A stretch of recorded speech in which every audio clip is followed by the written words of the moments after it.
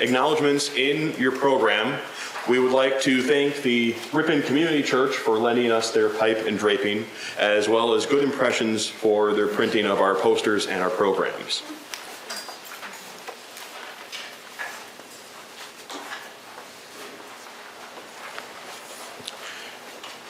We are on the air, 93.1 FM WRPN Ripon and the Ripon Channel. Tonight, the Ripon Area Community Theater presents our radio play production of Charles Dickens' holiday classic, A Christmas Carol, adapted and directed by Brian Reilly and featuring the voices and live sound effects of our very talented cast. Tonight's radio play is brought to you by Fortify Bank and the Ripon Noon Kiwanis. More about them during our performance.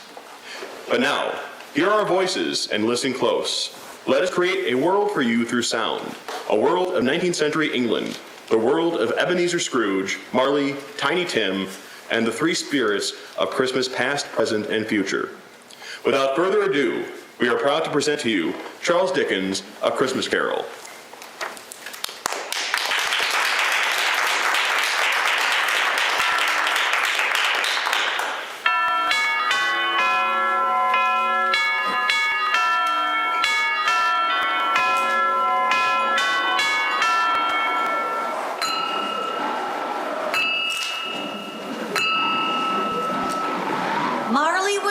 To begin with.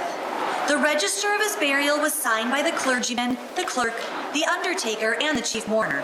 Scrooge signed it, and Scrooge's name was good for anything he chose to put his hand to. Old Marley was as dead as a doornail. Mind, I don't know of my own knowledge what there is particularly dead about a doornail.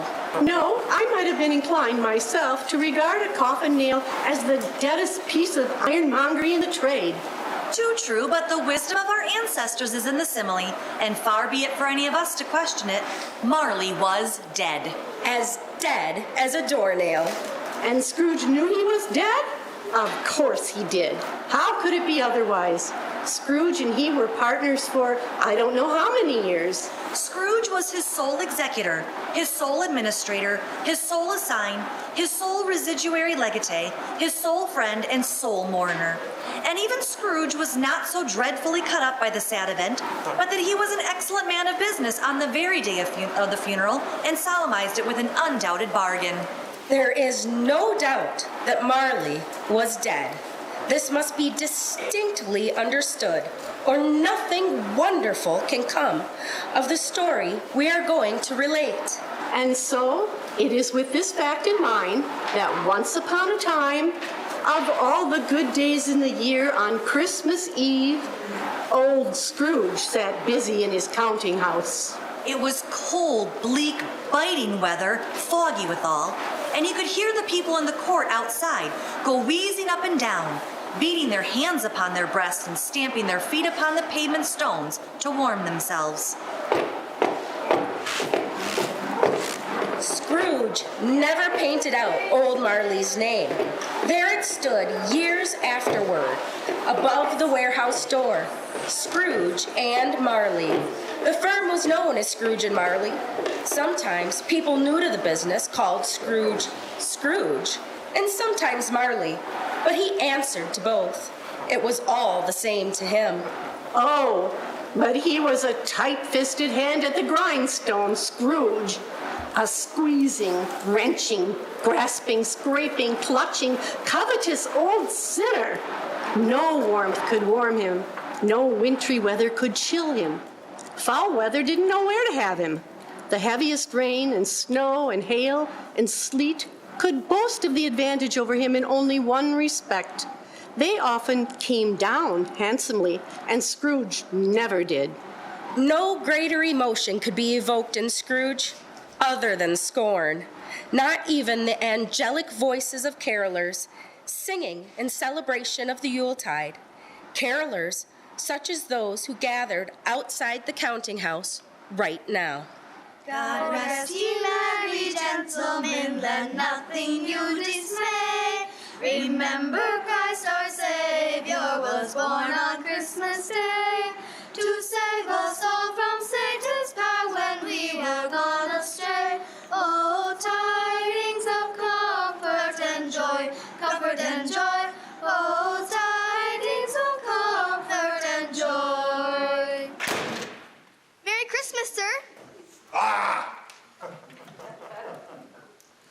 Even as Scrooge returned to his desk, he glowered at his clerk, Bob Cratchit, with his usual sneer of disdain.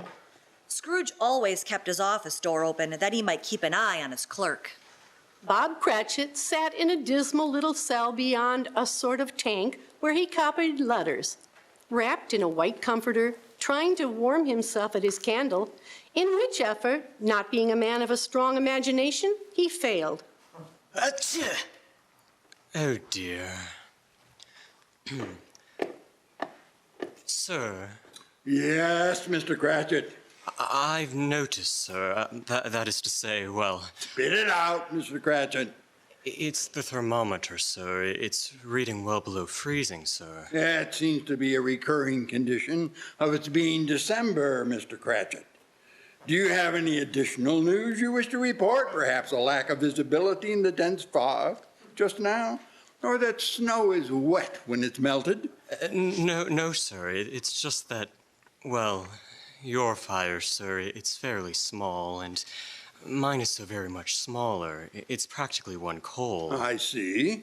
I was wondering if you wished me to put in an order for some additional coal for the scuttle, sir? Are you intimating the need for a larger fire in your furnace, Mr. Cratchit? Well, sir, You may order more coal, Mr. Cratchit. as you wish, sir. And while you're at it, place an ad for the evening edition. An ad? For what, sir? Why, for your replacement, of course. You wish to part ways, don't you, Mr. Cratchit? No, forget I said anything, sir. Answer the door, Mr. Cratchit. Yes, sir. Excuse me, Oh, yes, sir. is Mr. Marley available? I should say not, sir, no. What of Mr. Scrooge, then? He's in. Might I say whom is asking? An errand of mercy? Is that so, sir? Indeed it is. It is my hope that your Mr. Scrooge might make a gracious donation on this most sacred of occasions. Oh, I don't think that's wise, sir. Why is that? Mr. Cratchit, close the door.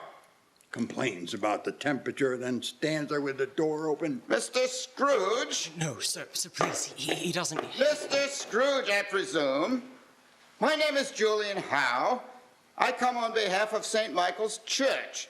We're seeking contributions to a fund so that those in need might have some food or drink or a bit of warmth this time of year. We choose this time because it is a time of all others when want is keenly felt and abundance rejoices.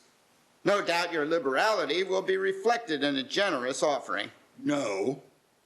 Have you already made a donation recently? No. I don't understand. Do you wish to remain anonymous? If you must know what I wish to be left alone. I'm afraid I still don't understand. Perhaps that is the heart of both our problems, a lapse in communication. I was not aware the prisons had closed their doors. They have not. Then the Union Workhouse has been foreclosed upon. Oh, sir, they haven't. Though I wish I could say that they were. And you must mean the treadmill and the poor law have been repealed. Oh, sir. I spend enough money supporting those things you say are still in full vigor. They cost enough so that those that are badly enough off should go there. Many can't go there, while others would rather die. Good, then they'd better do it and decrease the surplus population. I do not make myself merry at Christmas, sir, nor am I inclined to make idle people happy. Perhaps I'd be better received by Mr. Marley. You might, he's dead. Oh, dear, I am sorry. When did he go? 7 years ago. 7 years? 7 years ago this very night, as a matter of fact. I see. And in all that time, you've never painted out his name? Why should I? The sign still serves its purpose. There's no sense throwing money away when what I have is perfectly serviceable. Good day. Sir, Yes? it's not much, but... Well, thank you kindly, sir. Excuse me, I don't mean to intrude. No, not at all. I was just leaving. Mr. Howe here is collecting Christmas donations for those less fortunate. Ah, well, let's see what we can do then. Here you are. Well, thank you, sir. Thank you both. Bless you and Merry Christmas.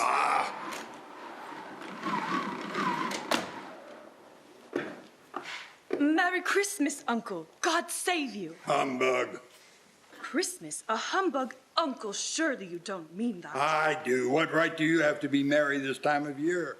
You're poor enough. Then what right do you have to be dismal, Uncle? You're rich enough. What is Christmas but a time to pay bills without money? A time for finding yourself a year older and not an hour richer. Out upon Merry Christmas.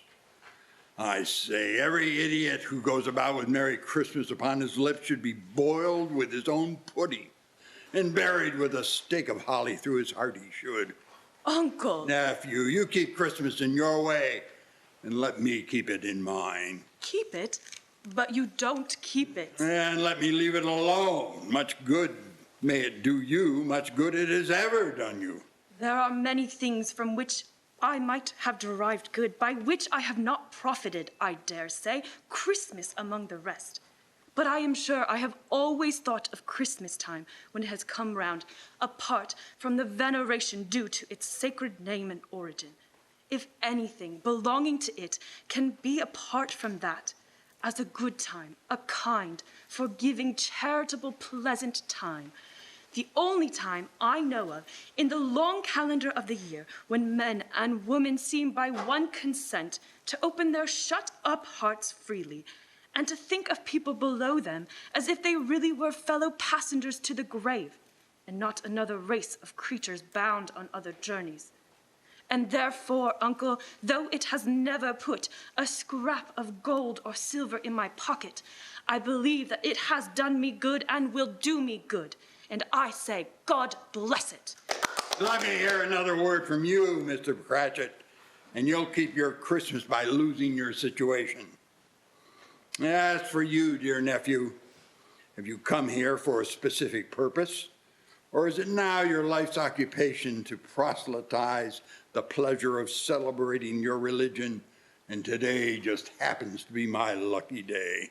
Don't be like that, Uncle. Come, join us for Christmas dinner tomorrow. And why, dear nephew, would I possibly do that? Because it's Christmas, and we're family.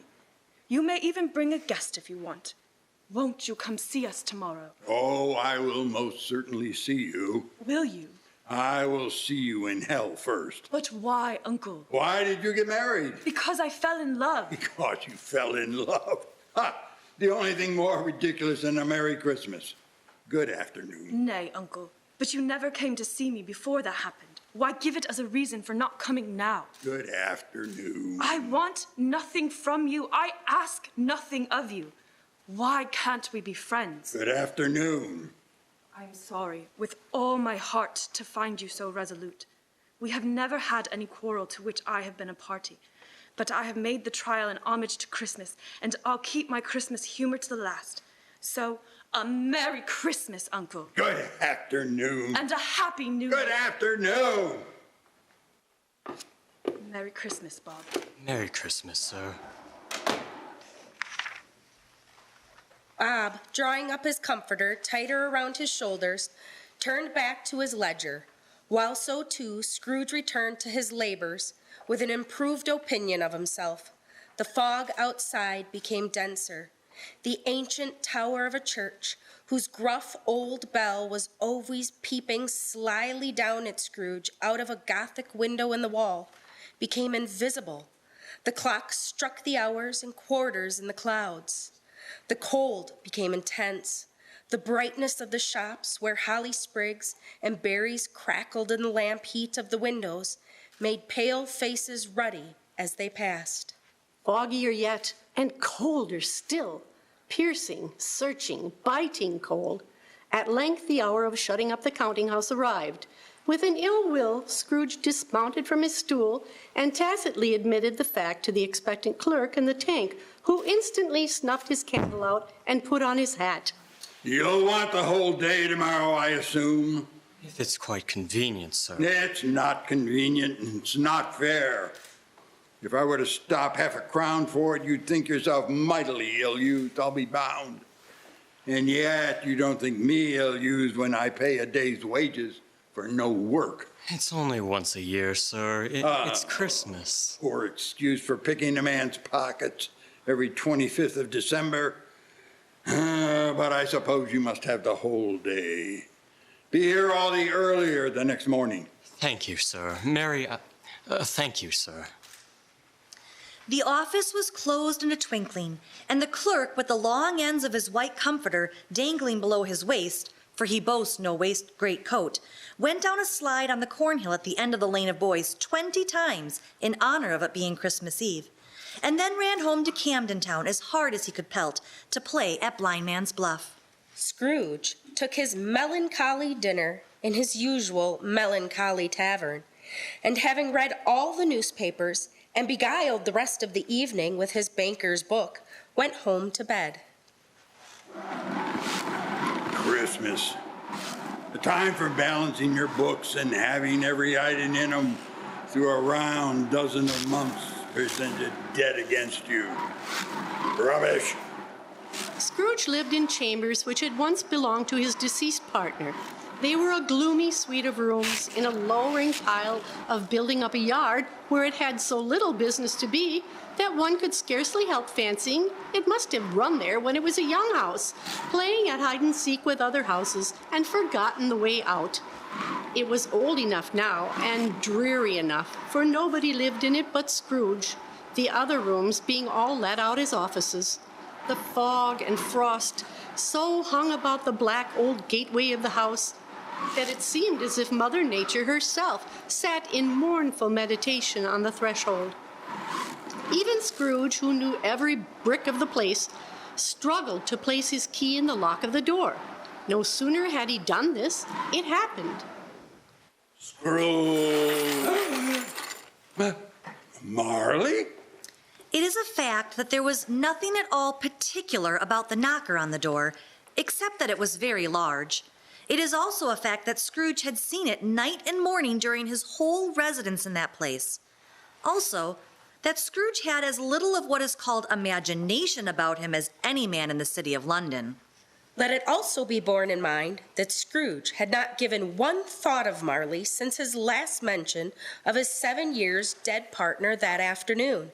And then let any man explain, if he can, how it happened that Scrooge saw in the knocker, without its undergoing any intermediate process of change, not a knocker, but Marley's face.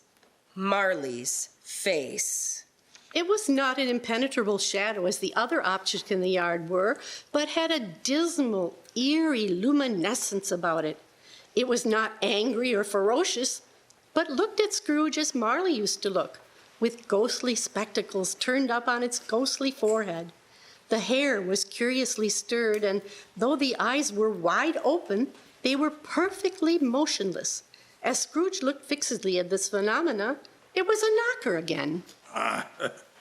Humbug. To say that Scrooge was not startled, or that his blood was not conscious of a terrible sensation to which it had been unfamiliar, would be untrue. There was nothing on the back of the door except the screws and nuts that held the knocker in place.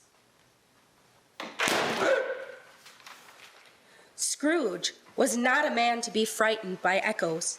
He fastened the door and walked across the hall and up the stairs. Slowly, too. Up Scrooge went, not caring a button for the darkness. Darkness is cheap, and Scrooge liked it. But before he shut his heavy door, he walked through his rooms to see that all was right. He had just enough recollection of the face to desire to do that. But all was as they should be. Nobody under the bed. Nobody in the closet. Nobody in his dressing gown, which was hanging in a suspicious attitude against the wall. Quite satisfied, he closed his door and locked himself in. Double locked himself in, which was not his custom. He changed into his dressing gown, slippers, and his nightcap, and sat down before the fire to take his gruel. It was a very low fire indeed, nothing on such a bitter night. He was obliged to sit close to it and brood over it before he could extract the least sensation of warmth from so little fuel. Upon the wall hung a disused bell and communicated, for some purpose now forgotten, with a chamber in the highest story of the building. It is a fact that in all the many years Scrooge had occupied this dwelling, the bell had never uttered a single tone.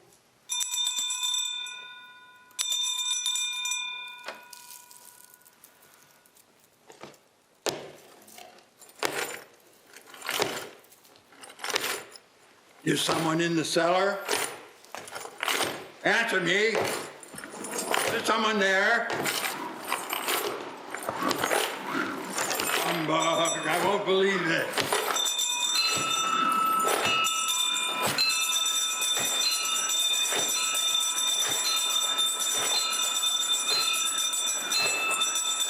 Stop it, please, stop it. Who's there?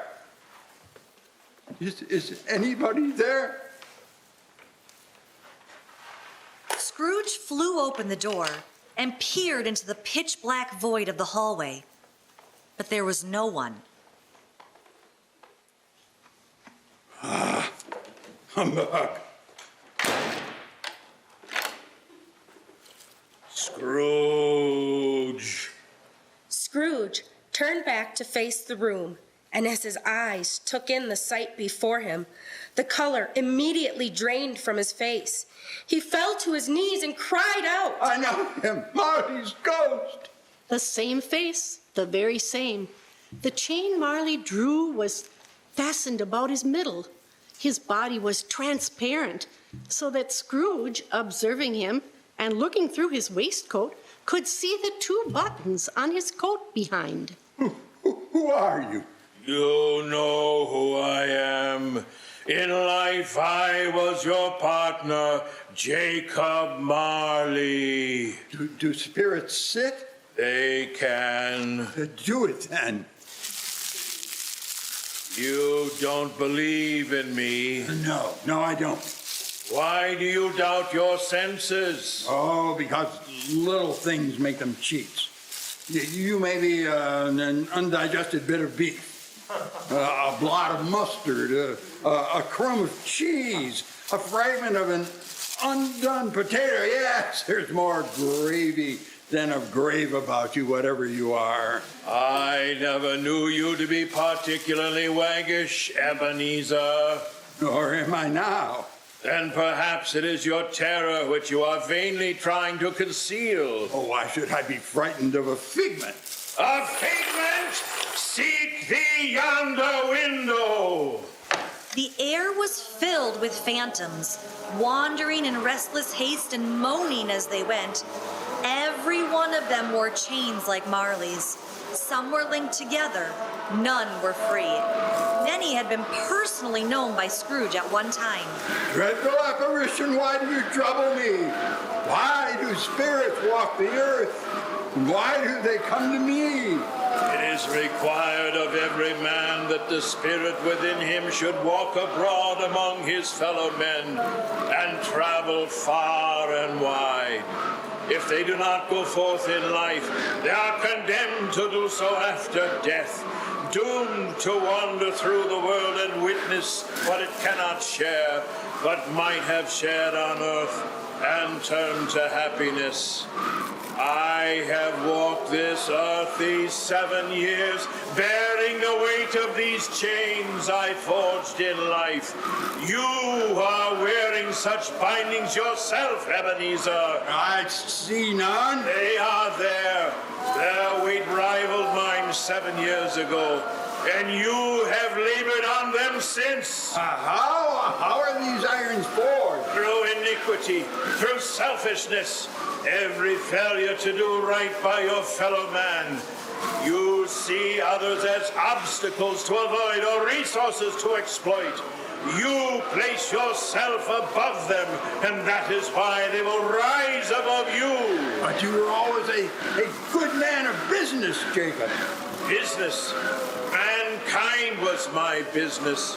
The common welfare was my business. Charity, mercy, benevolence were all my business.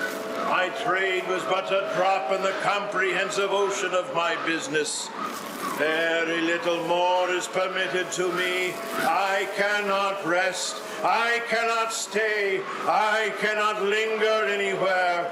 My spirit never walked beyond our counting house. Mark me. In life, my spirit never roved beyond the narrow limits of our money-changing hole, and weary journeys lie before me. Oh, don't be flowery, Jacob. Tell me what must be done. I am here tonight to warn you that you have yet chance and hope of escaping my fate. One of my procuring, Ebenezer. Oh, you were always a good friend to me, Jacob. Thank you. You shall be visited by 3 spirits. Or spirits? That's your idea of hope. I think I'd rather not. It is your only hope to escape the path laying before you and free yourself of the bonds wrapped around you. Expect the first spirit tomorrow when the bell tolls 1. The second will come the following night at the same hour, and the third the next night when the final stroke of 12 has ceased to vibrate. Please, I've had my fill of spirits. Can't I have them all at once? Can't you fulfill the purpose these others will serve? I must go. Expect to see me no more, Ebenezer. The apparition walked backwards from Scrooge, passing through the window and joining the other spirits. Whether these creatures faded into mist or mist enshrouded them, Scrooge could not tell. But they and their spirit voices faded together, and the night became as it had been when he walked home. Whether due to the lateness of the hour or his glimpse of the invisible world, Scrooge was left speechless and quite exhausted, and went straight to bed without undressing, and fell asleep upon the instant. We will return to the Ripon Area Community Theater radio drama performance of A Christmas Carol after a brief word from our sponsors. Kids need a mentor. Kids need support. Kids need a helping hand. Since 1924, the Ripon Noon Kiwanis has been serving the youth of our community and has been a proud sponsor of the Ripon Area Community Theater for over 25 years. The Kiwanis believe that when you give a child the chance to learn, experience, dream, grow, succeed, and thrive, great things can happen. The Noon Kiwanis Club is generous with its time, creative with its ideas, passionate about making a difference, and having fun along the way. The Noon Kiwanis meets Tuesdays at noon in the PDR of the Ripon College Commons. Guests are always welcome. You can learn more about the Ripon Noon Kiwanis by visiting their website at riponnoonkiwanis.org. From Christmases past, 145 years to be exact, Fortify Bank has been helping build community. Much has changed, but one thing has stayed the same. People need financial security to build their dreams upon. More than a bank, Fortify Bank is growing Wisconsin. Member FDIC, Equal Housing Lender.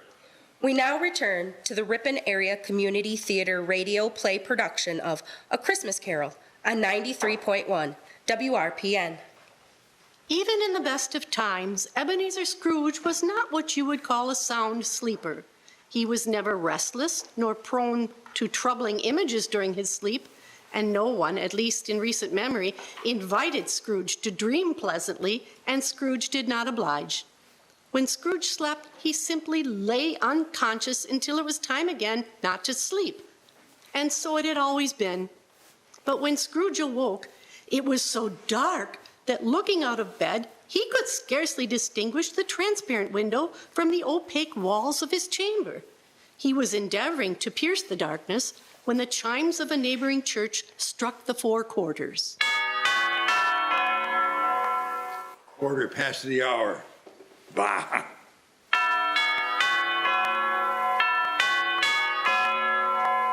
Half past. Rubbish.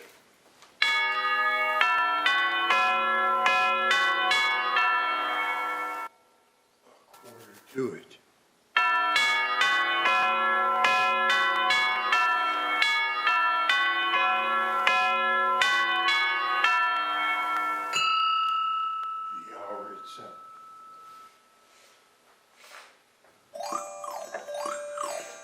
Lights flashed up in the room, and the curtains of his bed were drawn.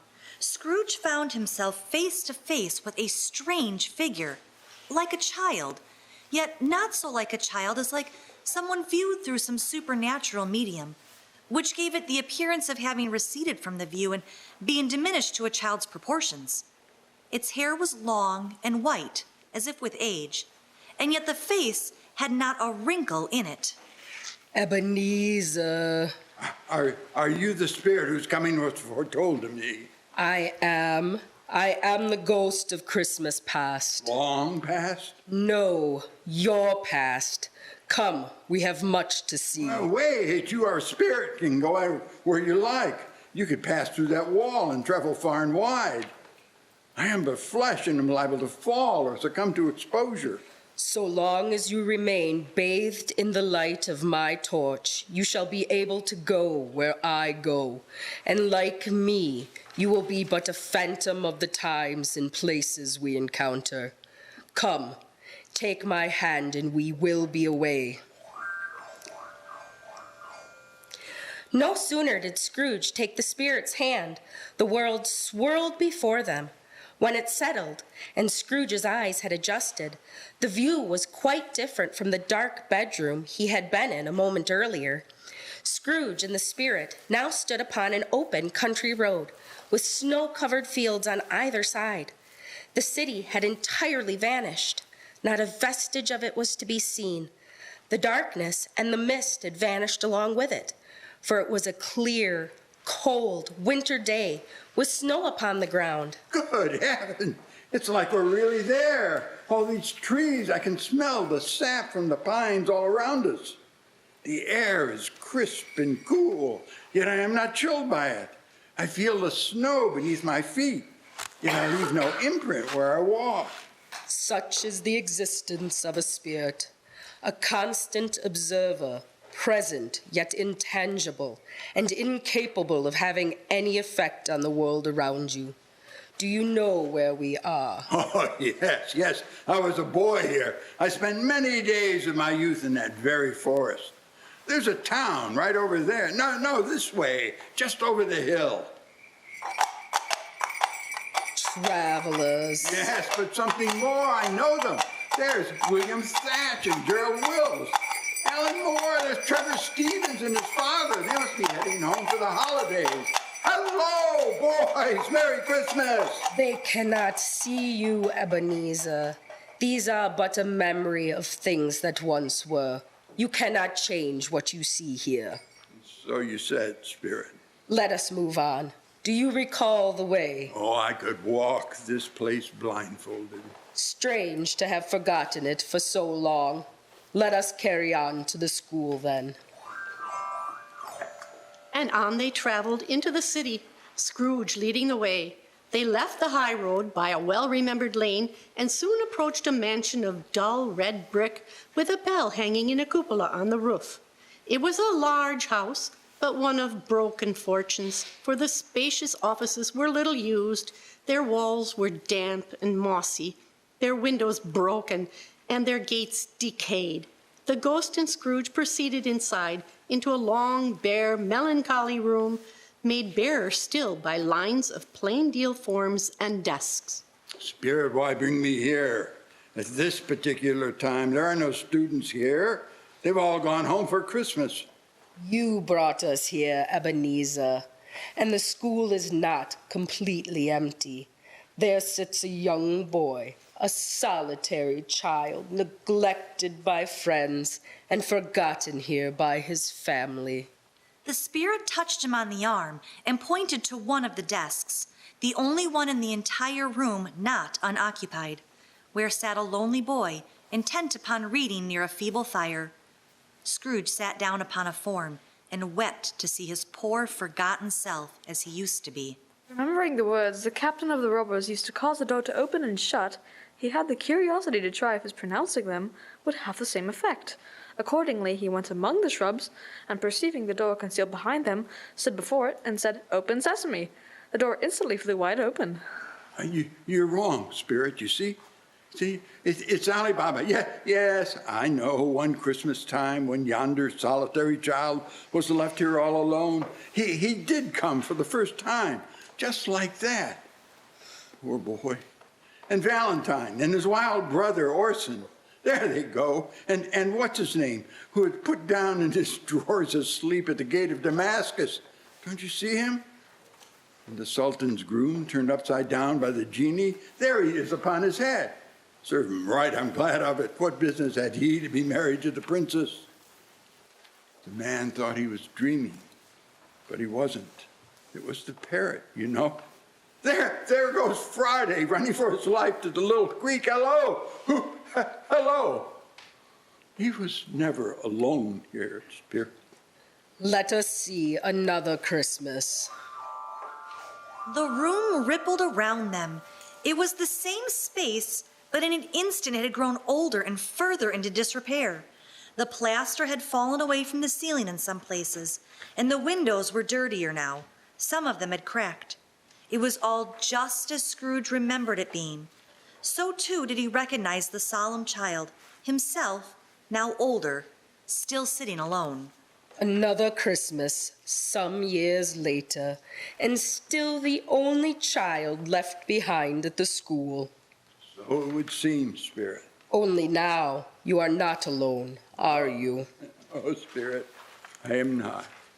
Scrooge looked at the ghost and with a mournful turn of his head glanced anxiously toward the door. It opened, and a little girl, much younger than the boy, came darting in, putting her arms about his neck. I have come to bring you home, dear brother. To bring you home. Home with a friend. Yes, home for good and all. Home forever and ever. Father is so much kinder than he used to be. That home's like heaven. He sent me in a coach to bring you home, so we can be together all Christmas long and have the merriest time in all the world. And you are to be a man and to never to come back here. My dear Fran. Always a delicate creature, whom a breath might have withered, but she had a large heart. Indeed she did. Spirit, I wish to leave. She died a woman. Please, Spirit, take me away from here. And had, as I think, children. One child, Spirit. Your nephew. Yes.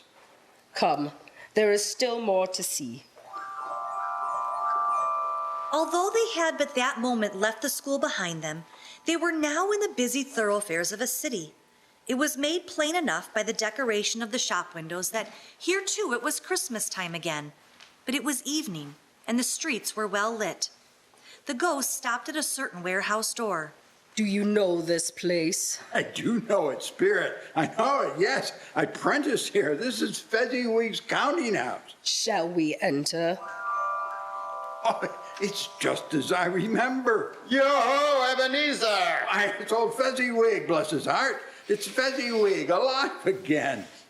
Here I am, sir. Yo-ho there! Ebenezer! Dick! Dick Wilkins, my fellow apprentice, to be sure, bless me. Yes, there he is. Sir, Ebenezer and I were just finishing up the days of work before the guests arrived. No more work tonight. Christmas Eve, Dick. Christmas, Ebenezer. Let's have the shutters up. Hilly-ho, clear away, my lads, and let's have lots of room here. Hilly-ho, Dick. Cheery up, Ebenezer. There was nothing they wouldn't have cleared away or couldn't have cleared away with old Fezziwig looking on. It was done in a minute. Every movable was packed off as if it were dismissed from public life forevermore. In came a fiddler with a music book and went up to the lofty desk and made an orchestra of it. Look sharp, lads. The guests are arriving. Ah, here's Miss Fezziwig, one vast substantial smile. And there the three Miss Fezziwigs, beaming and lovable. Do you have a fancy turn with one of them, Ebenezer? I think I might ask the eldest to dance. Judging by the 6 or so gentlemen arriving behind them, whose hearts they've already broken, I think not, old chap, but best of luck to you. I say, I do believe the fiddler has struck up. Sir Roger de Coverley. And there goes Fezziwig and Mrs. Fezziwig. Old Fezziwig always stood out to dance with Mrs. Fezziwig. Top couple, too, with a good stiff piece of work cut out for them. 3 or 4 and 20 pair of partners. People who were not to be trifled with. People who would dance and had no notion of walking. But if they had been twice as many, or 4 times, old Fezziwig would have been a match for them. Old Fezziwig and Mrs. Fezziwig had gone all through the dance. Advance and retire, both hands to your partner, bow and curtsy, corkscrew, thread the needle, and back again to your place. Fezziwig cut so deftly that he appeared to wink with his legs, and came up upon his feet without a stagger. Do you recall this evening well? Oh, yes, Spirit. But not just this evening. There were many like it, and each of them a delight. The dances, then forfeits, and more dances, and the great piece of cold roast, and oh, the cold boiled too. Such magnificent mince pies. Sir Roger de Coverley, and always plenty of beer. A small matter to make these silly folk so grateful. Small? The people here, were they happy with the festival? Yes, of course. They were always very happy. Was this reserved for the wealthy or upper classes? Not at all. All were welcome, and all came to Fezziwig's ball. From the cook and the milkman to the boy across the way, who was suspected of not having board enough from his master. The joy was shared by all. Then more remarkable still that he has spent but a few pounds of your mortal money, 3 or 4 perhaps. Is that so much that he deserves this praise? It isn't that, Spirit. He had the power to render us happy or unhappy, to make our service light or burdensome, a pleasure or a toil. Say that his power lies in words and looks, in things so slight and insignificant that it is impossible to add and count them up. What then? The happiness he gave us is quite as great as if it cost a fortune. Oh. What is it?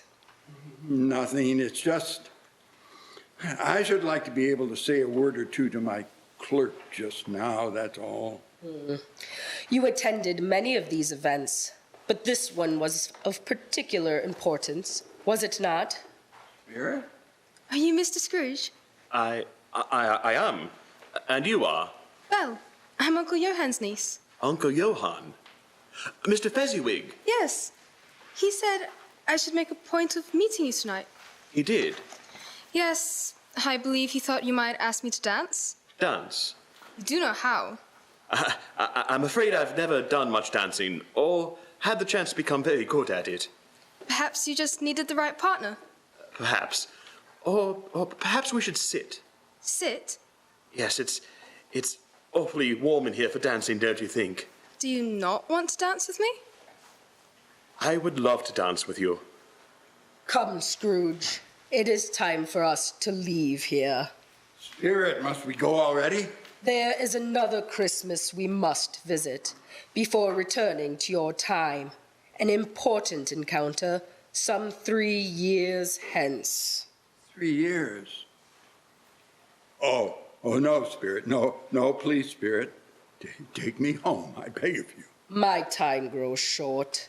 Quick.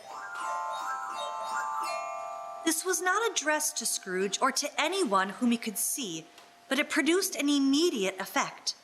Once again, Scrooge saw himself older now, a man in the prime of life. His face did not yet have the harsh and rigid lines of later years, but it had begun to wear and show the signs of age and avarice. There was an eager, greedy, restless motion in his eyes, which showed the passion that had taken root. He was not alone, but sat beside Belle, who, if possible, had only grown more beautiful. It matters little to you, very little. You do not see that an idol has replaced me. No idol has replaced you. Nothing could ever replace you. But it has, and I have made my peace with it. You prize profit ahead of everything, even love, and you can't bring yourself to admit it. I will not have you resent me for hampering your ambition, so I release you. Release me? Belle, please, sit. Let us talk about this. There is nothing to talk about. There is much to talk about. I have not sought release from you, nor could I ever resent you. Couldn't you?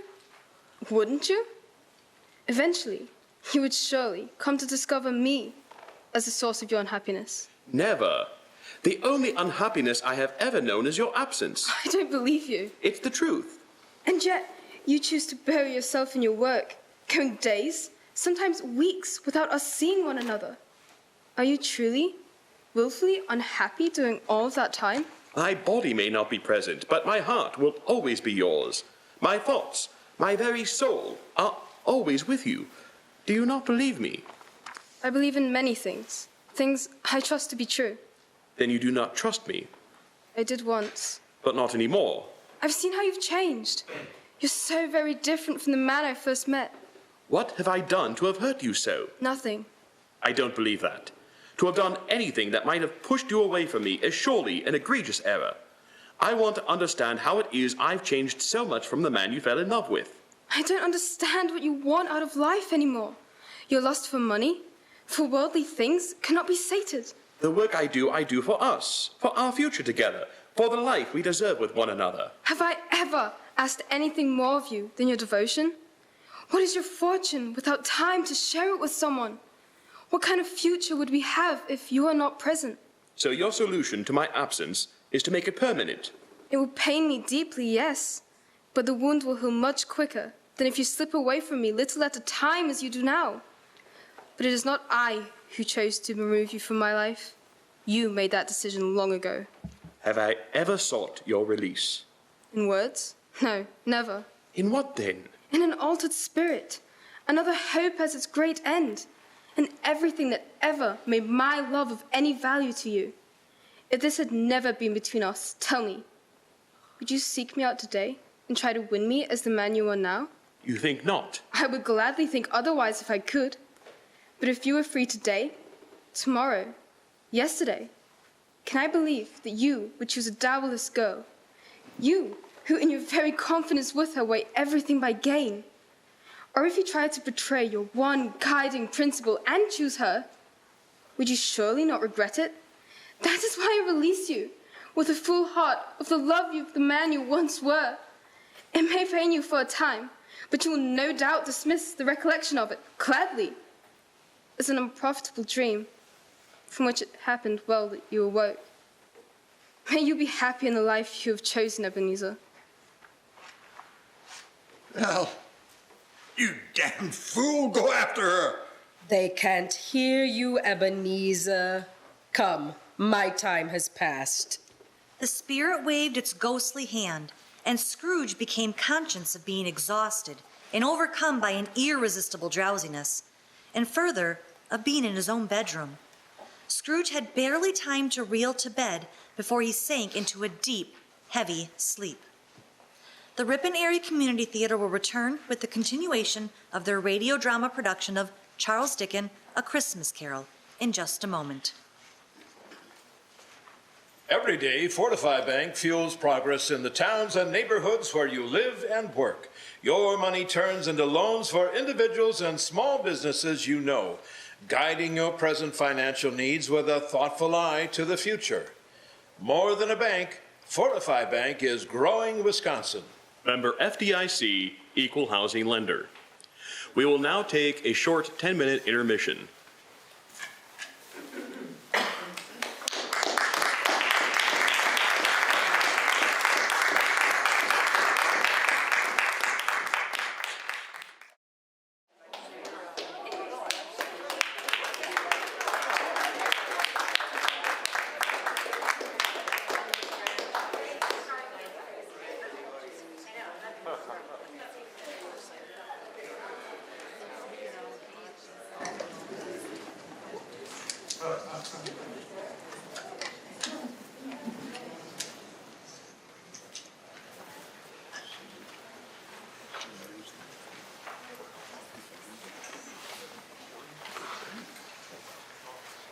We now return to the Ripon Area Community Theater radio drama production of Charles Dickens' A Christmas Carol.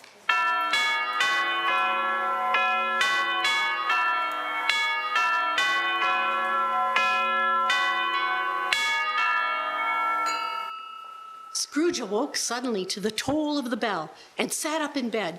He tried to prepare himself for almost anything, parting all the curtains surrounding his bed, that he might face the next spirit at the moment of its arrival. What he was not, however, prepared for was nothing. When the bell struck 1 and no shape appeared, he began to tremble. 5 minutes, 10 minutes, a quarter of an hour went by, yet nothing came. Then, all at once, where Scrooge lay upon his bed became the very center of a blaze of light, which streamed upon it when the clock proclaimed the hour, and which, being only light, was more alarming than a dozen ghosts, as he was powerless to make out what it meant. Scrooge's curiosity overwhelmed his fear, and he traced the source of the light to the adjoining room from whence it emanated. The moment Scrooge's hand was on the lock, a strange voice beckoned from the adjacent room. Come in, Ebenezer! Come in! It was his own room. There was no doubt about it, but it had undergone a surprising transformation. The walls and ceiling were so hung with living green that it looked a perfect grove, from every part of which bright, gleaming berries glistened. The crisp leaves of holly, mistletoe, and ivy reflected back the light, and such a mighty blaze went roaring up the chimney than the hearth had ever known in Scrooge's time, or Marley's, or for many and many a winter season gone. Heaped up on the floor to form a kind of throne were turkeys, geese, game, poultry, brawn, great joints of meat, suckling pigs, long wreaths of sausages, mince pies, plum puddings, barrels of oysters, red-hot chestnuts, cherry-cheeked apples, juicy oranges, luscious pears, immense 12 cakes, and seething bowls of punch that made the chamber dim with their delicious steam. In an easy state upon this couch, there sat a jolly giant, glorious to see, who bore a glowing torch, which he held up high to shed its light on Scrooge as he came peeping round the door. Come in. Come close and know me better, man. I am the ghost of Christmas Present.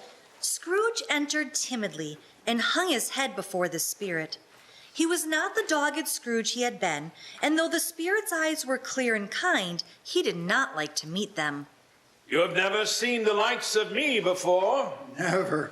Have you never walked forth with the younger members of my family, meaning, for I am very young, my elder brothers born in these latter years? I don't think I have. I am afraid I have not. Have you had many brothers, Spirit? More than 1,800. A tremendous family to provide for. Spirit, conduct me where you will. I went forth last night on compulsion, and I learned a lesson which is working now. Tonight, if you have aught to teach me, let me profit from it.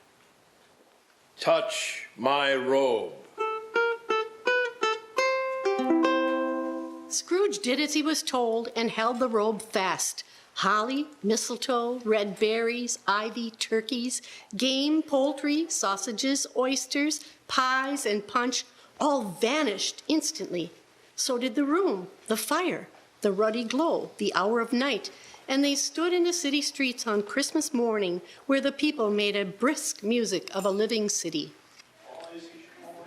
Spirit, you and your kind travel most expeditiously.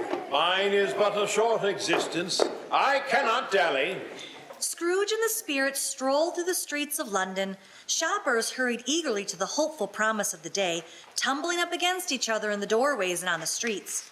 The sight of these poor revelers appeared to interest the spirit very much, for he stood with Scrooge behind him in a baker's doorway, and taking off the covers as their bearers passed, sprinkled incense on their dinners from his torch. Oi, watch where you're going with that. You watch where you're going. Coming out of nowhere, nearly making me lose my basket.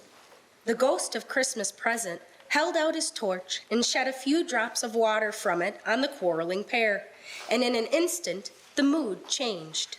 I am sorry, truly. Just trying to hurry home is all. Well, I understand that, and no harm done. Again, I'm very sorry, miss. Of course. Merry Christmas. Merry Christmas. Spirit, I wonder you, of all the beings in the many worlds about us, should desire to cramp these people's opportunities of innocent enjoyment. I? You would deprive them of their means of dining every seventh day. Often the only day on which they can be said to dine at all, wouldn't you? You seek to close those places on the seventh day. And it comes to the same thing. I seek. Forgive me if I'm wrong, but it has been done in your name, or at least in that of your family.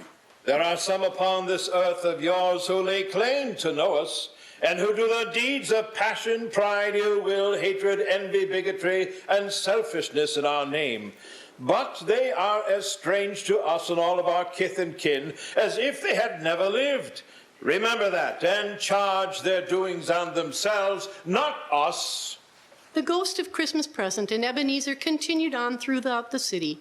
The spirit imparted his torch, sprinkling its incense on the doorways and the passerby, until they came to one particularly handsome but unassuming home in a modest part of the city. Here, it appeared to be the spirit's intended destination. Where have you brought me, spirit? Do you not recognize it? I cannot say I have ever been here. Is this place important?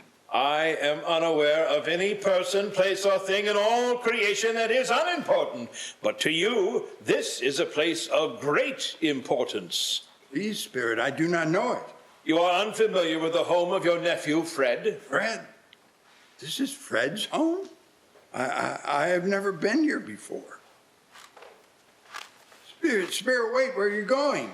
Inside, of course. There's a gathering anon. Come, Scrooge, we shall be guests of your nephew. I think I'd rather not, Spirit. Why? You said you wanted to continue benefiting from these lessons. I don't belong in this house. Your nephew invited you to Christmas dinner, did he not? A platitude, that's all. He doesn't truly want me here. How can you be certain of that? Because he only asked because of Fran, out of obligation toward his mother. Your sister? Yes, she asked him to look after me upon her death. I was older than her by near 10 years, and she still mothered me for as long as I remember. Even on her deathbed, her thoughts were not of her own well-being, but of mine. He doesn't actually want me here. He just respects her memory. If you are to benefit from my visit, you must come inside. We are but shadows. They will not be aware of our presence. Very well, Spirit. This doesn't appear to be much of a gathering. Sarah's two sisters and Fred's friend Topper shall arrive presently. A short guest list. Topper, happy Christmas. Happy Christmas, old chap. I'm not late, am I? Not at all. You're actually the first to arrive. And that will be our other guests. Abigail, Joanna, how pleasant it is to see you. Merry Christmas, Fred. Merry Christmas. Merry Christmas. Abigail, Joanna, this is my friend Topper. Topper, these are my sisters. A pleasure. Merry Christmas. Merry Christmas. I believe we met before at Fred and Sarah's wedding. Ah, of course. How could I forgotten meeting such lovely ladies? Where is Sarah? She's in the dining room with George. George? Is this the lot of us for this evening? Who's George? Sarah and I have been feeling a bit exhausted lately, so we thought we'd keep it a fairly intimate gathering. That's understandable. Spirit, I don't understand. It'll just be you, Sarah's sisters. You said there were only going to be 3 guests. Me, Sarah, and of course, George. Who is George? The door opened to the dining room, where a small feast awaited them. There were oysters and ham, potatoes, cranberries, pudding, minced pies, rum punch, and a goose that had been cooked to golden perfection.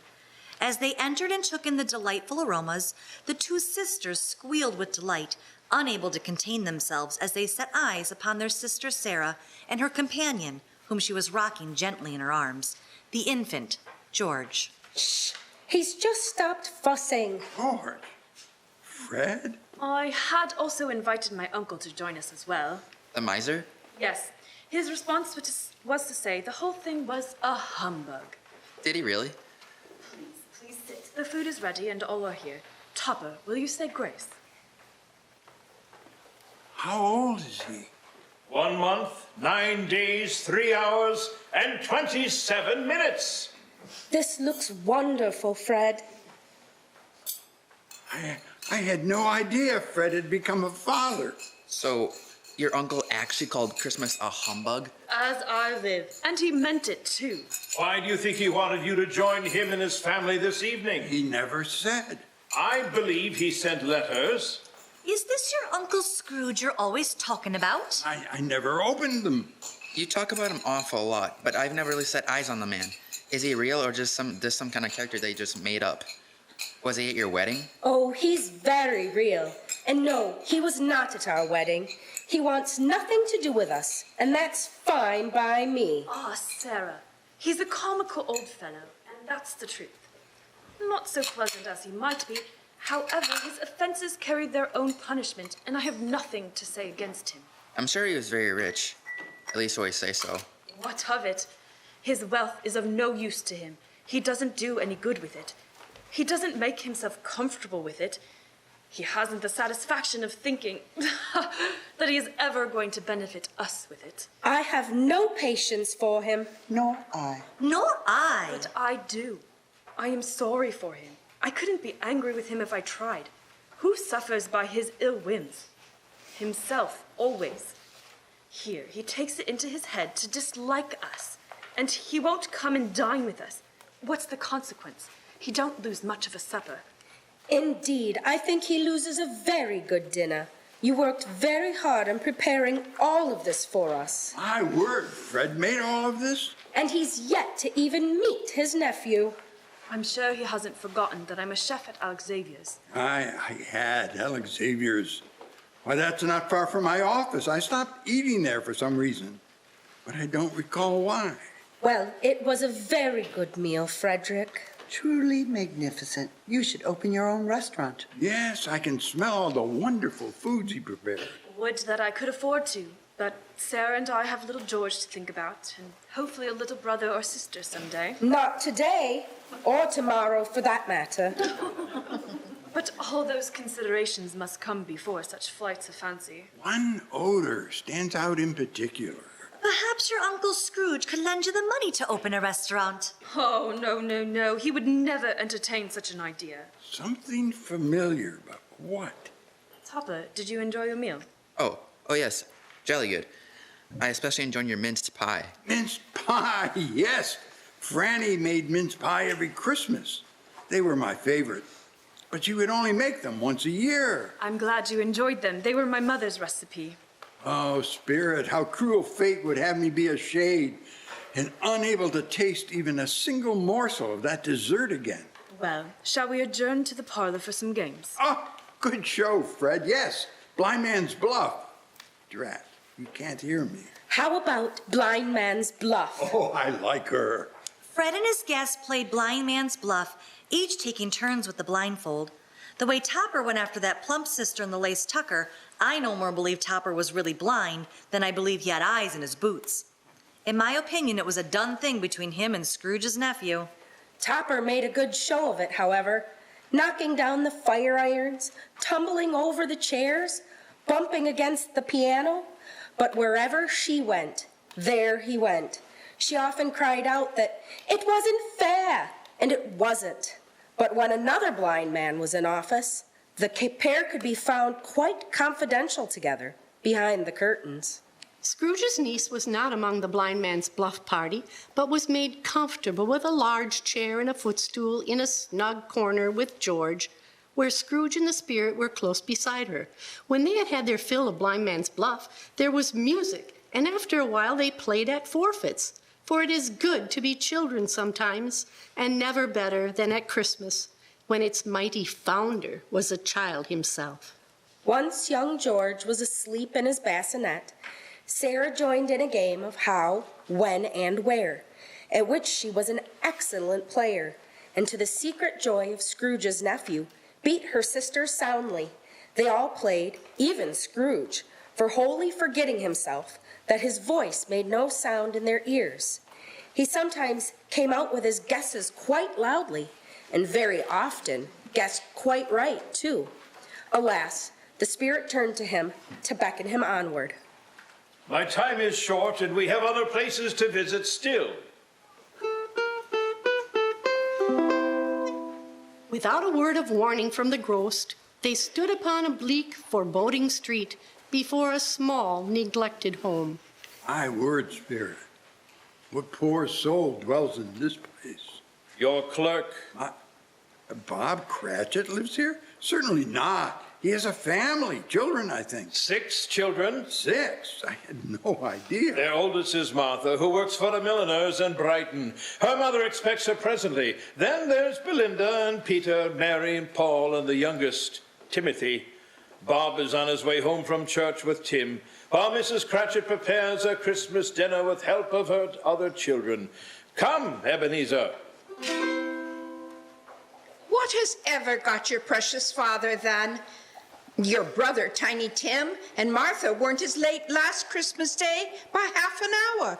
I had soon found I had, but a little passed by the place where I had been before, when I traveled on foot to that shore. So taking nothing out of my boat but my gun and umbrella, for it was exceedingly hot, I began my march. The way was comfortable enough after such a voyage as I had been upon, and I reached my old boiler in the evening, where I found everything standing as I left it, for I always kept it in good order, being, as I said before, my country house. I want to read the next part. No, I'm still reading it. You've read for 6 pages. It's my turn now. Mother! Honestly, you two behave, or you won't get any supper. You could be helping, you know. Mother said we could read one more chapter. Scrooge was transfixed by the children reading by the light of the fire and readily recognized the story. I got over the fence and laid me down in the shade to rest my limbs, for I was very weary, and fell asleep. But judge you, if you can, that read my story, what a surprise I must be in when I was awaked out of my sleep by a voice calling me by my name several times. Robin, Robin, Robin Crusoe, poor Robin Crusoe. Where are you, Robin Crusoe? Where are you? Where have you been? I was so dead asleep at first, being fatigued with rowing for part of the day, and with walking for the latter part, that I did not wake thoroughly. Hello, Merry Christmas. Martha! Why, bless your heart alive, my dear, how late you are. What do you have to say for yourself, young woman? We had a deal of work to finish up last night and had to clear away this morning, Mother. Well, never mind, so long as you come. Now sit down before the fire, my dear, and get warmed up. Is that Martha I hear? Peter, look at you. You must have grown a foot. You don't say. He'll have to start wearing his father's clothes. Before long, hardly anything else seems to fit him. Oh, everything smells wonderful. Can I help with anything? I told you to sit. Your brothers and sisters are all the help I need right now. Belinda, love, your father should be home soon. Would you put out the plates? Yes, Mother. Paul and Mary, put that book away and come help me finish these vegetables. I think I hear Father and Tim. Oh, Martha, you should hide and give him a great big surprise. Hide, Martha, hide. Hello, my darlings. In came little Bob, with at least 3 feet of comforter, exclusive of the fringe, hanging down before him, and his threadbare clothes darned up and brushed to look seasonable, and Tiny Tim upon his shoulder. Alas for Tiny Tim, he bore a little crutch and had his limbs supported by an iron frame. Children, aren't you going to welcome your father home? Hello, Father. Hello, Father. Hello, Father. Where's Martha? Not coming. Not coming. But it's Christmas. I don't know what to tell you. She sent word she couldn't make it. Why are you all staring at me like that? I think they're hiding something, Papa. Hiding something? That's a very interesting idea, Tim. What could they be hiding? Let's see, is there something under this table? No. How about in this pot? Oh my dear, that smells wonderful. My mouth waters in anticipation. There never was such a goose. Let's see. From behind a small cupboard door, for there were few places in the small Cratchit home for a grown woman to hide, and Martha was not particularly hidden well, the eldest Cratchit emerged from her hiding place, giving her father a turn. Oh, Martha, you're here. Hello, Father. Happy Christmas. It is wonderful to see you. You gave me a surprise. A wonderful Christmas surprise. How are things in Brighton? Are you enjoying your work there? It's work. How was church? A wonderful service, dear. I hope the people saw me there in church. And why's that, Tim, my sweet? So that they may remember upon Christmas Day. Who made lame beggars walk, and blind men see. Oh, Tim. All right, children. Go take your brother Tim here and wash up for supper. Come on, Tim. Mary, did you read another chapter? You promised to wait until I could be here. We'll read it again after supper, Tim. Oh, my love. How was he today, really? As good as gold and better. You heard him. Somehow he gets thoughtful, sitting by himself so much, and he thinks the strangest things. My love, you can't fool me. I can hear the tremor in your voice. The boy is not well. He is here now, and that is all that matters, my dear. The family is here, all together, right now. How about a toast? To the future, and whatever may come. To having the children at home. Can we join with a toast? Of course, my dear, of course.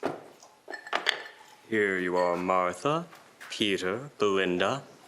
To Mr. Scrooge, the founder of the feast. Ah, Mr. Scrooge. My dear.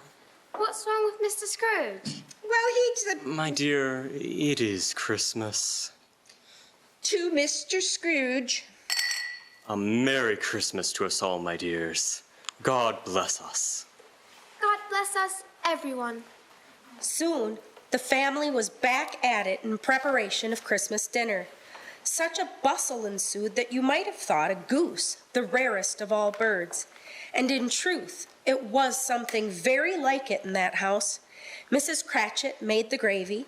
Master Peter mashed the potatoes with incredible vigor. Miss Belinda sweetened up the applesauce. Martha dusted the hot plates. Bob took Tiny Tim beside him in a tiny corner at the table. Paul and Mary set chairs for everyone. At last, the goose was carved, and when the long-expected gush of stuffing issued forth, one murmur of delight arose all around the board. There never was such a goose. Its tenderness and flavor, size and cheapness were themes of universal admiration. After dinner, there was pudding and brandy, after which the cloth was cleared and the hearth swept and the fire made up. Tim sat very close to his father's side upon his little stool. Bob held his withered little hand in his, as if he loved the child, and wished to keep him by his side, and dreaded that he might be taken from him. Tell me, Spirit, what of Tiny Tim? What does his future hold? My sight of what lies beyond the now is hazy. I see shadows of what might be if today's course remains unaltered. And what do you see in that event? I see a crutch without an owner, carefully preserved. We must continue on. In the blink of an eye, Scrooge and the Spirit stood on a street that was well lit and carefully maintained. A kindly-looking man of some advanced years approached the threshold of a modest but well-kept home and placed his key in the lock and stepped inside. Spirit, that man looks familiar, but I can't place where I know him. The man was Mr. Julian Howe, who had visited Scrooge earlier, asking for a donation to benefit those in need. Are you so quick to forget? Of course I do know him, the man from St. Michael's, who inquired about the charity. Why are we here, Spirit? This was the first inquiry from Scrooge. that the spirit failed to answer. Instead, the ghost of Christmas Present smiled and walked forward, passing through the door as if it were air. Scrooge held back for a moment, then followed with deep hesitation. He had done many impossible things during his involvement with spirits, but moving through solid objects was still something he was unaccustomed to. His fear of colliding with the door proved to be unwarranted, as it bid him passage as though it were not there. Mr. Howe appeared to live a humble existence. There was no indication that he neither possessed great wealth, nor was his house a squalid living. There did not appear to be anyone else about the house apart from Mr. Howe, the spirit, and Scrooge. Scrooge and the spirit watched Mr. Howe prepare his evening repast. There was no grey goose, no ham, no turkey, no mashed potatoes, and no minced pies. Mr. Howe appeared to live quite alone, and expected no guest with whom to celebrate the holiday. His meal consisted solely of some bread and a bowl of soup he had warmed upon the hob, and consumed quietly and solitarily at his dinner table. Spirit, I confess I pity the sight of this man alone, without friend or family at Christmas. But I'm not sure I understand the necessity of why we're here. He does not appear to want for more than company. There is that, but much more. Tell me, has he no family? He has children, but they have married and have children of their own, and no longer live in the city.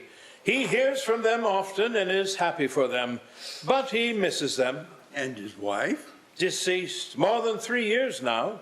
She was a beautiful woman, his Isabel, and he loved her a great deal.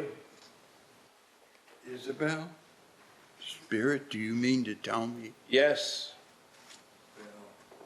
Scrooge observed the man intently for a moment, as if he hoped to divine from the careworn lines of his face or some other feature about him or of the house the tale of the life that had been lived there, the life that, under some other circumstance, might have been his. But Scrooge's time was not his own, and the spirit beckoned Scrooge to depart. Come, we have far yet to travel. And on they traveled. Much they saw, and far they went, and many homes they visited. Many were brightened by the presence of the Spirit. He stood beside sick beds, and they were cheerful. On foreign lands, and they were close at home. By struggling men, and they were patient in their greater hope. By poverty, and they were rich. In almshouse, hospital, and jail. In misery's every refuge, where vain man in his little brief authority had not made fast the door and barred the spirit out, he left his blessing and taught Scrooge his precepts. They visited the workhouse, where a group of young boys polished off their bowl of gruel, each with the smallest piece of bread they had been given on account of the holiday. Oi, is this all we get? What do you expect, workers? More than this. Your pa kept a cook shop, eh? Well, we don't eat like that around here. Well, if we don't get another basin of gruel, I might just have to eat one of these other brats. It's Christmas. Surely they'll give us more if we asked. Who are you fooling? They're just as liable to lock us up or throw us into the street. It wouldn't hurt to ask, would it? But who would ask? We draw lots. The smallest of the boys, Richard, as a cruel fate would have it, drew the smallest lot. Before most of the other boys could see what he'd drawn, his friend and confidant, Oliver, who saw how Richard's luck had turned, surreptitiously switched Richard's with his, hiding their hands under the table.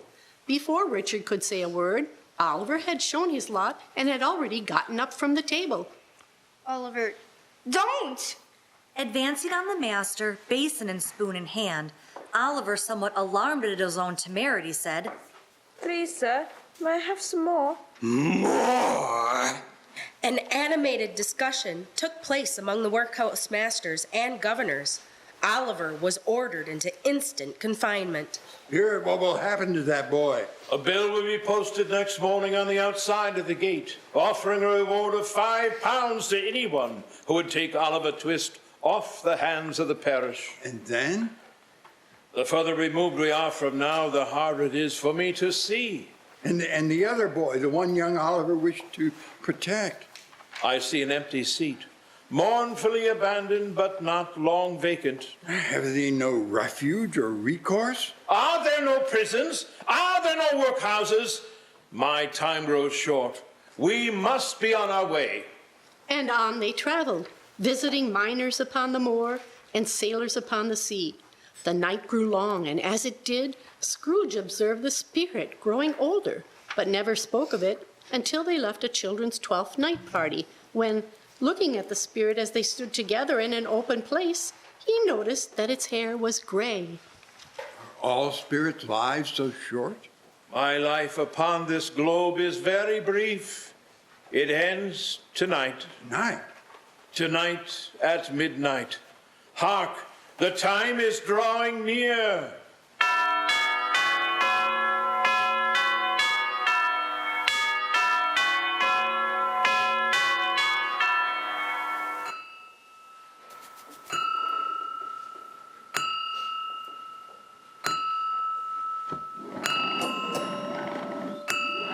Scrooge looked about him for the ghost and saw it not. Last stroke ceased to vibrate. He remembered the prediction of old Jacob Marley, and lifting up his eyes, beheld a solemn phantom, draped and hooded, coming like a mist along the ground towards him. The Ripon Area Community Theater radio production of A Christmas Carol will return after these messages. Do you see a bright future ahead? Financial planning from Fortify Bank can give you the confidence and clarity to pursue your dreams, to buy a home, to grow a business, to leave a legacy, as generous as the holiday spirit. More than a bank, Fortify Bank is growing Wisconsin. Member FDIC, Equal Housing Lender. Founded in 1996 as Ripon Summer Players under the dedicated direction of Ken Hill, our community theater began as a collaboration between the Ripon Noon Kiwanis Club and the Ripon College Theater Department, and has grown into much more. Over the last 25 years, we have entertained thousands of audience members, featuring performers as old as 7 and as young as 90. Our productions have been a place for friends and family in and around our community to share our art on and off the stage. As we move forward as the Ripon Area Community Theater, we invite all of you to be a part of our community, whether as an audience member, a sponsor, a performer, or in one of the many vital roles behind the scenes. If you would like to find out more about how you can be involved, email us at riponareacommunitytheater@gmail.com. We now return to the final act of the RACT radio production of A Christmas Carol on 93.1 WRPN.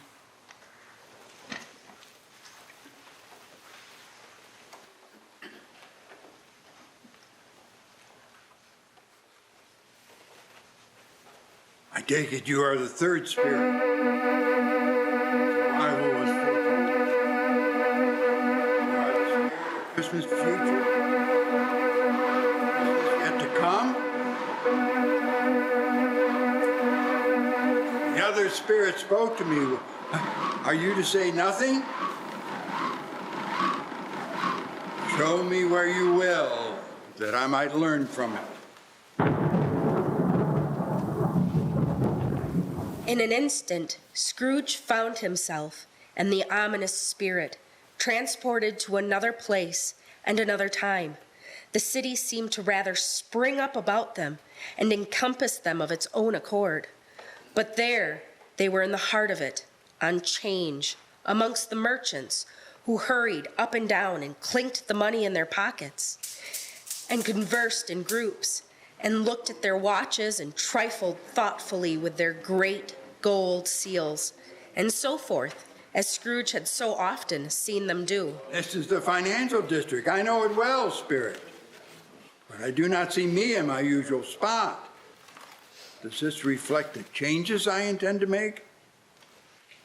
The spirit stopped beside one little knot of businessmen. Observing that its hand was pointed to them, Scrooge advanced to listen to their talk.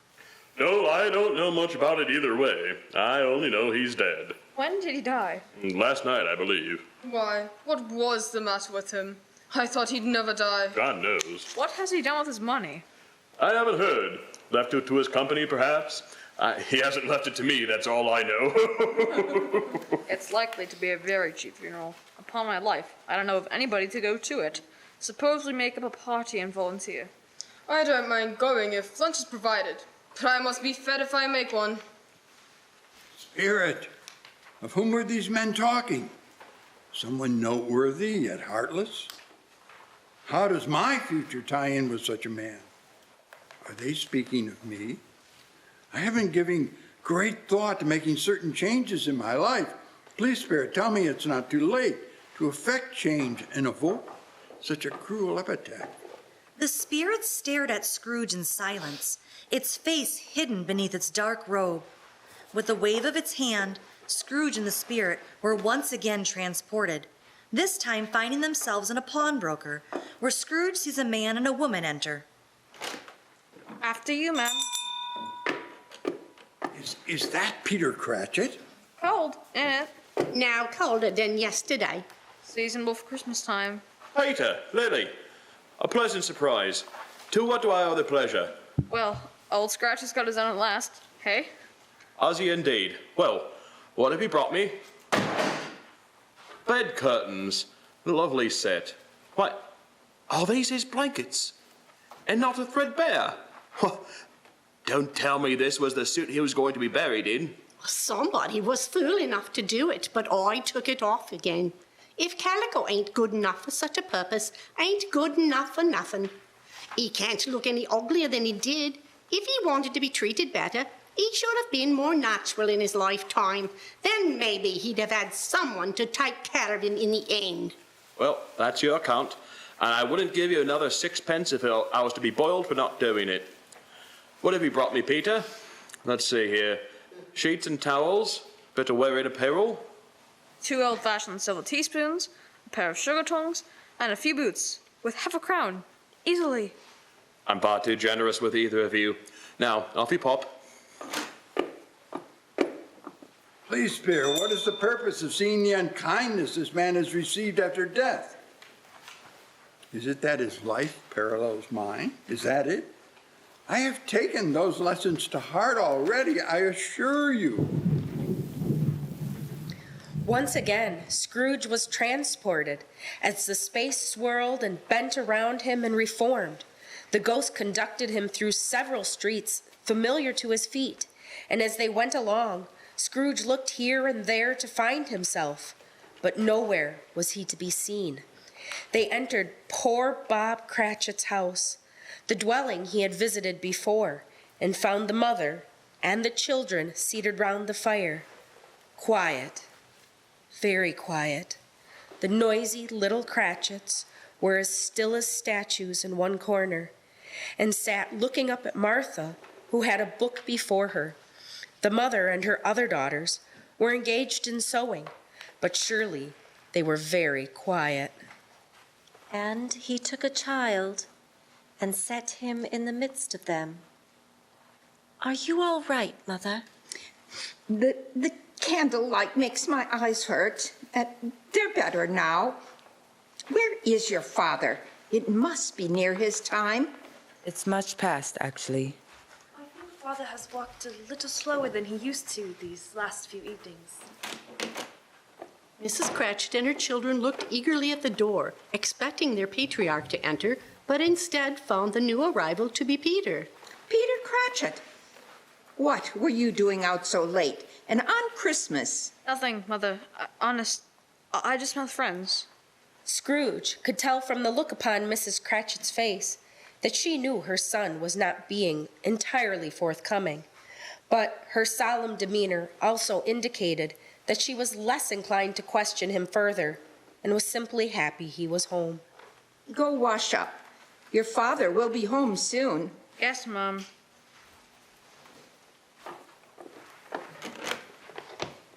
Hello, dear children.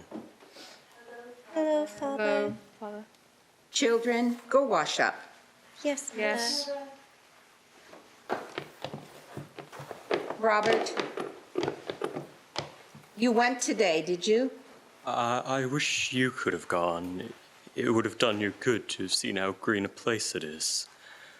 But you'll see it often. I promised him that we would walk out there on a Sunday. My little child. Bob broke down all at once. His wife wrapped her arms around him immediately and openly wept with him. After a moment, the children returned. Father, are you all right? Come here, my darling. Bob Cratchit embraced his youngest daughter, holding her close, the other children gathering near. I won't forget him, Father. Not ever. I know, my darling. I know. Spirit, what does young Tim have to do with the men discussed by the businessmen earlier? Or the pawnbroker? They cannot be the same individual. What lesson am I to learn? Why do you show me these things if they're not related? Who was that deceased man earlier? Is there nothing to be done about this innocent child? Answer me, Spirit, please. The spirit would not answer Scrooge. Rather, it lifted an eerie, decayed hand.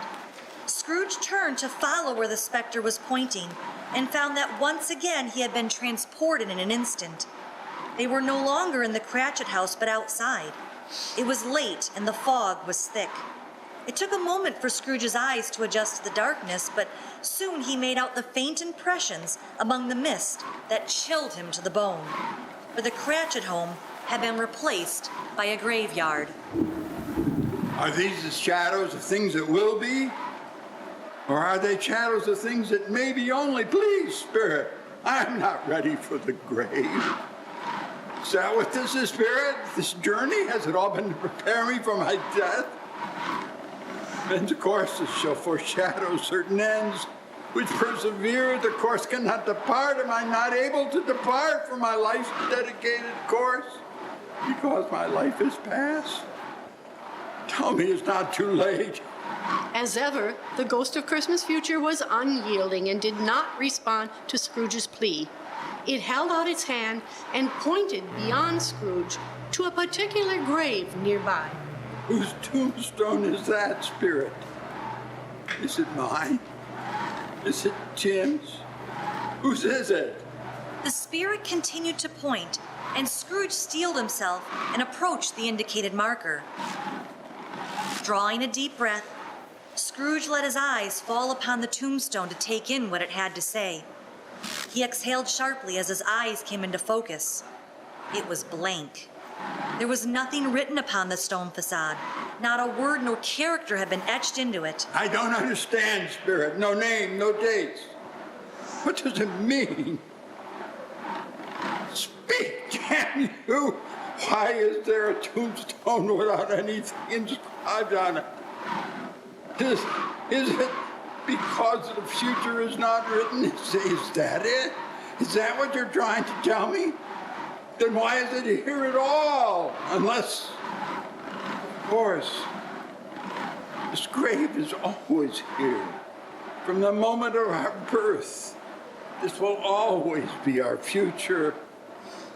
We take for granted that we are only here for a short while, that we never know when our time will be up, that we die is certain.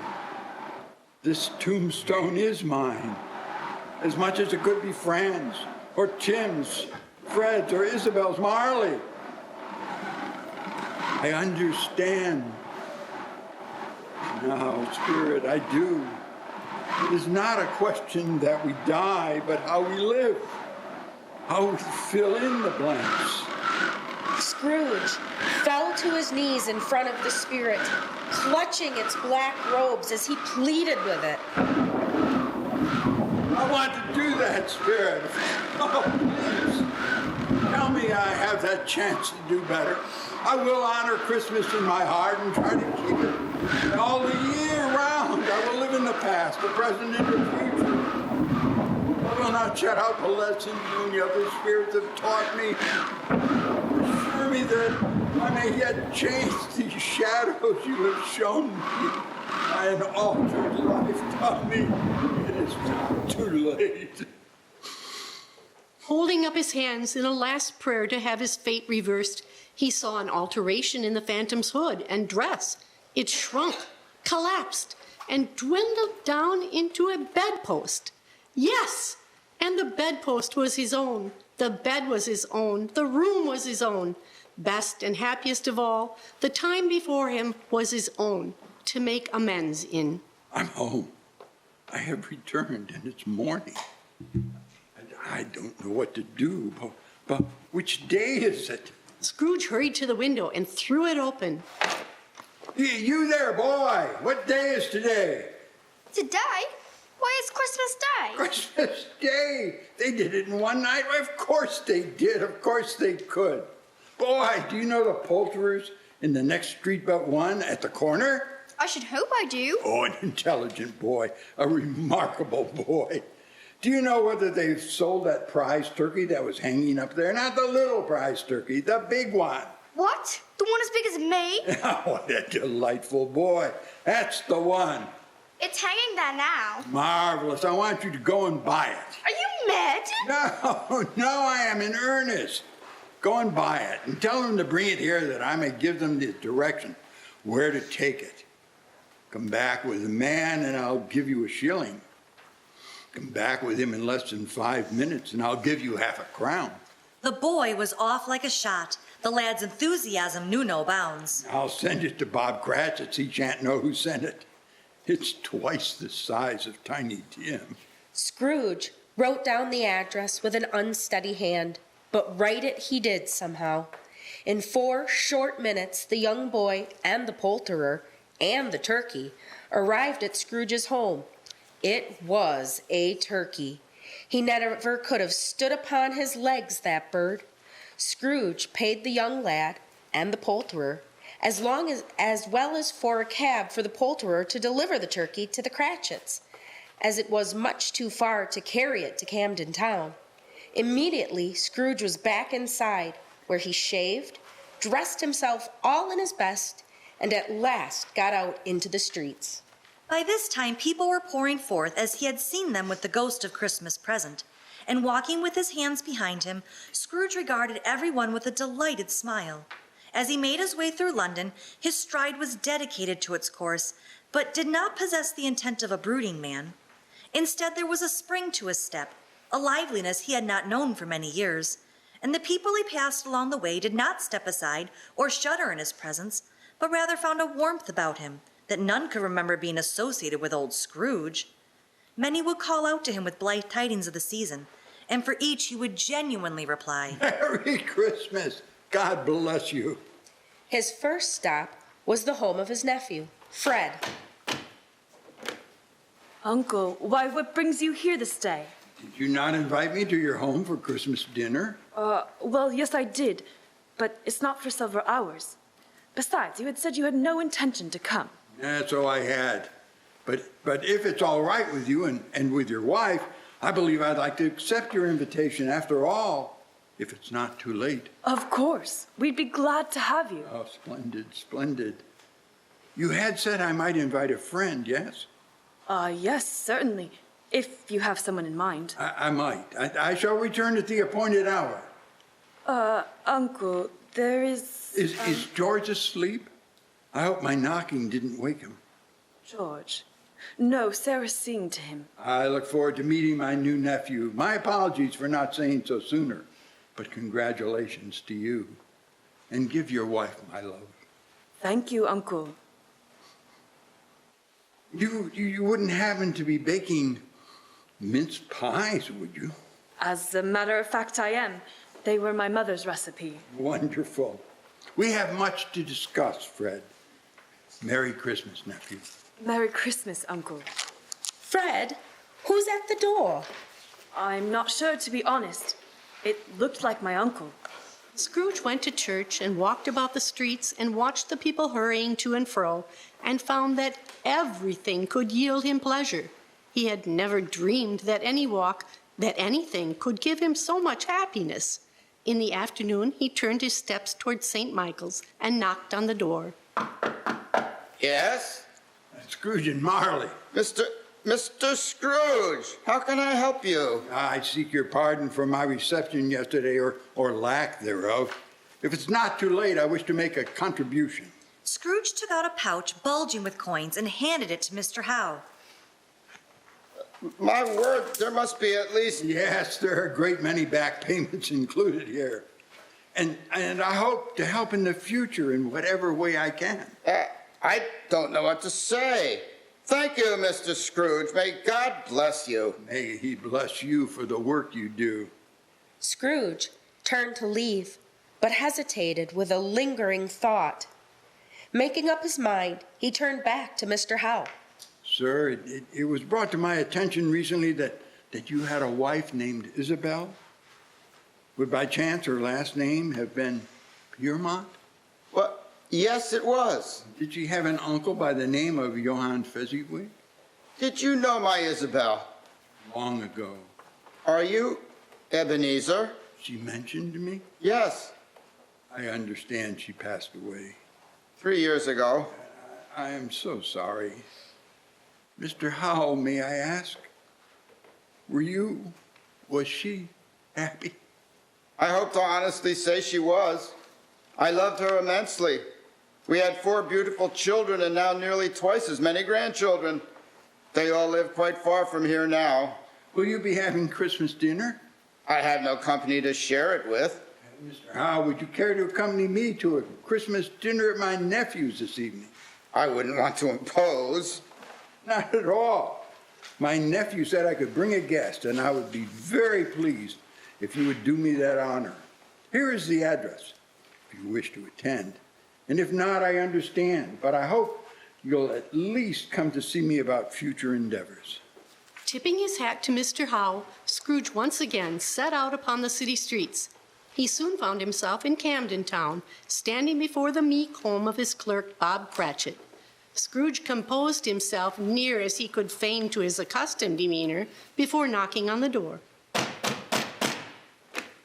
Mr. Scrooge, to what do I owe the pleasure? Pleasure, Mr. Cratchit. Do you think it was a pleasure to me to enter my counting house this morning to find you not there? But sir, it's Christmas. I'm well aware of that, Mr. Cratchit. But you said the whole day, and I can make up any work I miss tomorrow. You shan't. I beg your pardon, sir. You heard me, Mr. Cratchit. Henceforth, you shall not be employed as my clerk. As of today, you shall be manager and accountant for a particular business venture I intend to invest in with my nephew.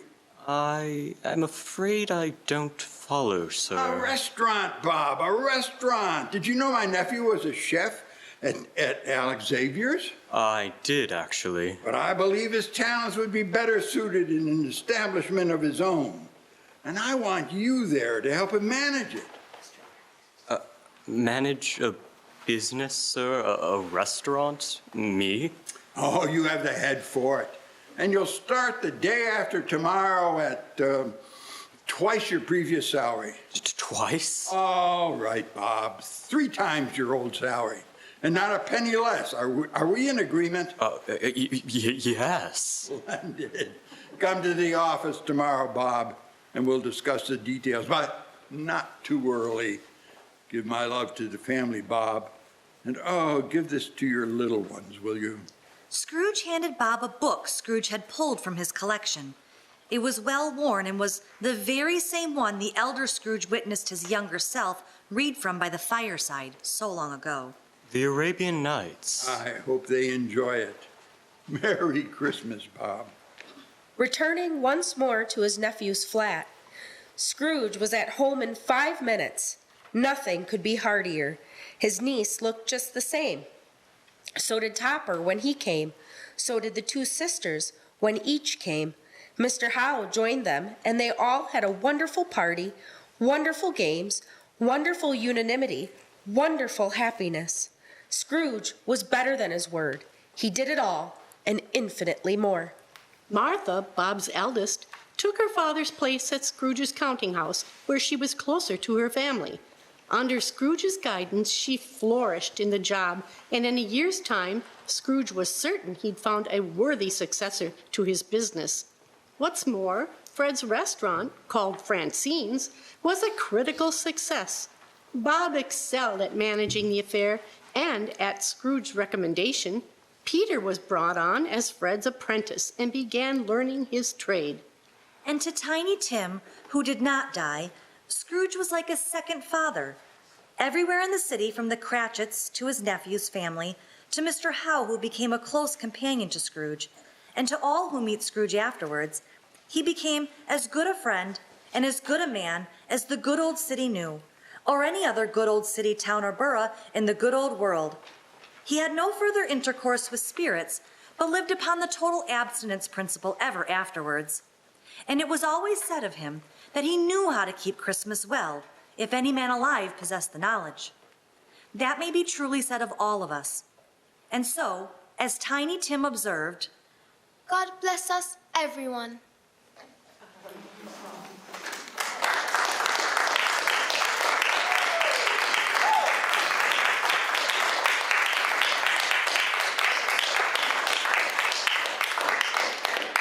This has been the Ripon Area Community Theater radio play production of A Christmas Carol on 93.1 FM WRPN Ripon and on the Ripon channel.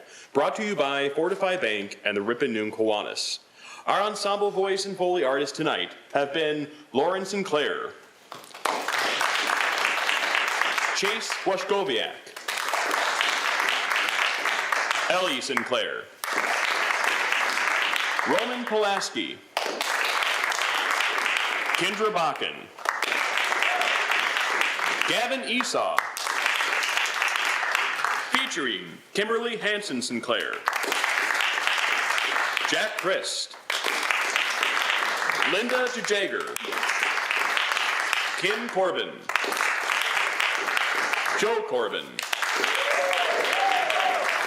Alex Paulson, Dean Schaefer,